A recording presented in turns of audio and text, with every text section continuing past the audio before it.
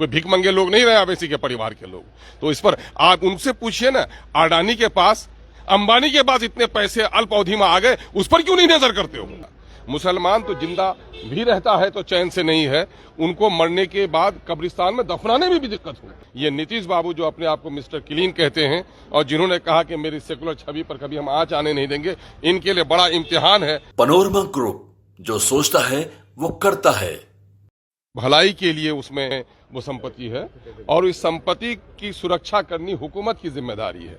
लेकिन हुकूमत कहाँ, संविधान के धारा 14 के मुताबिक कानून की नजर में सब बराबर होना चाहिए, लेकिन माइनॉरिटी के, मुस्लिम माइनॉरिटी के औकाफ की जायदाद पर मोदी हुकूमत डाके डालना चाह रही है। और इस वक्त मुसलमान तमाम तरह आंकड़े कह रहे हैं कि मुसलमान शैक्षणिक एतबार से, सामाजिक एतबार से, राजनीतिक एतबार से हाशिए में जा चुका है।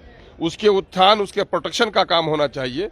लेकिन क्या कहें, इस देश में जो गांधी का देश है, जहां न्याय की गंगा बहनी चाहिए और जहां रंग बिरंग के फूलों से इस चमन को सजाया गया है, वहां कहीं न कहीं बीजेपी की सरकार, एनडीए की सरकार, ये नीतीश बाबू जो अपने आप को मिस्टर क्लीन कहते हैं और जिन्होंने कहा कि मेरी सेकुलर छवि पर कभी हम आंच आने नहीं देंगे, इनके लिए बड़ा इम्तिहान है।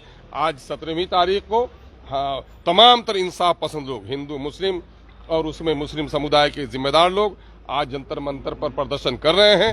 मैं अब भी सरकार से गुजारिश करता हूं कि वक्त का ये काला बिल पूरे देश में खाना जंगी पैदा कर देगा, सिविल वार पैदा कर देगा।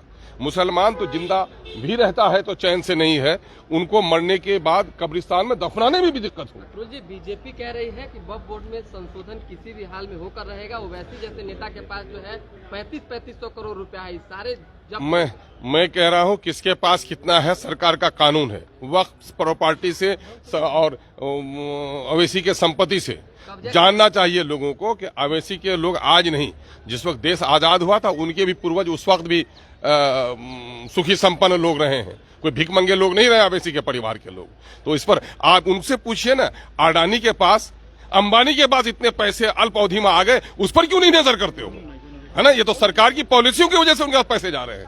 मामला ये है कि ये कहीं न कहीं से इस देश में जो केंद्र की सरकार है, अपनी गड़बड़ाई हुई राजनीति में कहीं न कहीं से माइनॉरिटी को निशाना बना करके सिर्फ अपनी छवि को ठीक करना चाह रही है।